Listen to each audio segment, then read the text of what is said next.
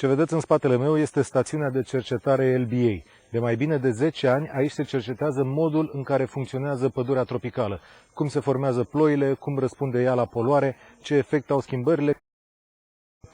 Bine, oamenii ăștia de aici au descoperit cel puțin două lucruri esențiale, și anume că pădurea știe să spună atunci când va fi un an secetos. Copacii rețin mult mai multă apă în rădăcini. Apoi, al doilea lucru esențial pe care l-au descoperit este că pădurea știe să formeze ploaia. Ea eliberează o particulă chimică, după care se formează norii. Fără acea particulă chimică, norii nu s-ar putea forma.